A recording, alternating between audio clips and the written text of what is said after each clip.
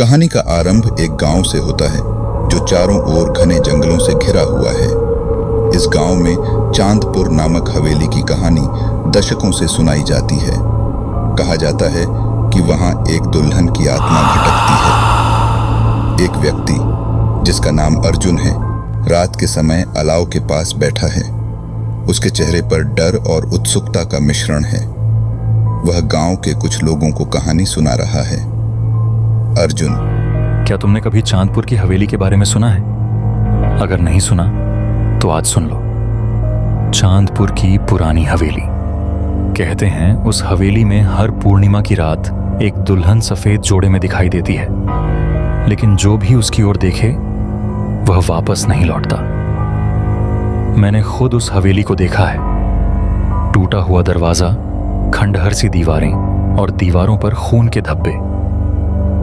हवेली के अंदर एक अजीब सी ठंडक है, जैसे वहां कोई अनदेखी शक्ति मौजूद हो। उस रात मैंने तय किया कि मैं सच जानकर रहूंगा। मैंने अकेले ही उस हवेली में कदम रखा। दरवाजा चरमराया और खुला।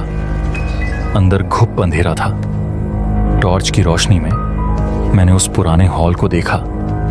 वहां की हर चीज जैसे कहानी कह रही थी। अचानक मुझे एक धीमा संगीत सुनाई दिया। ऐसा लग रहा था जैसे कोई पुराना ग्रामोफोन बज रहा हो।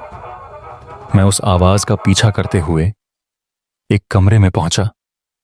जैसे ही मैंने कमरे में कदम रखा, दरवाजा अपने आप बंद हो गया। कमरे के अंदर एक पुराना आईना था।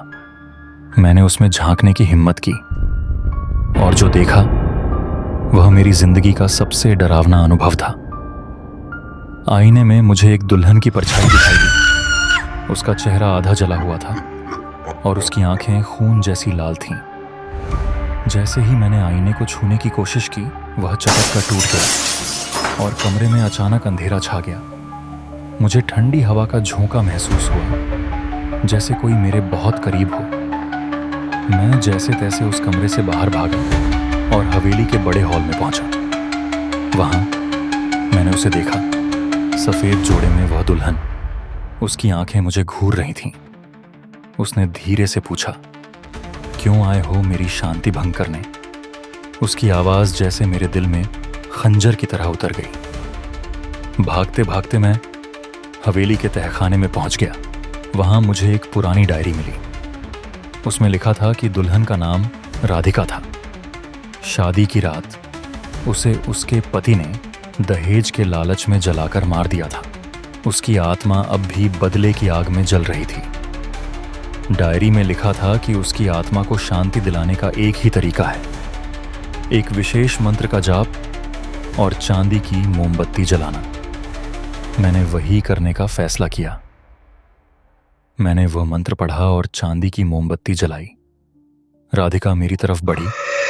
उसकी आंखों में गुस्सा और दर्द था। उसने मुझ पर हमला करने की कोशिश की, लेकिन जैसे ही मोमबत्ती जलकर खत्म हुई, उसकी आत्मा शांत होकर गायब हो गई। हवेली के सारे दरवाजे अपने आप खुल गए। मैं जब गांव लौटा तो लोगों ने मेरी बात पर यकीन नहीं किया, लेकिन मैंने अपनी आंखों से जो देखा वह सच था।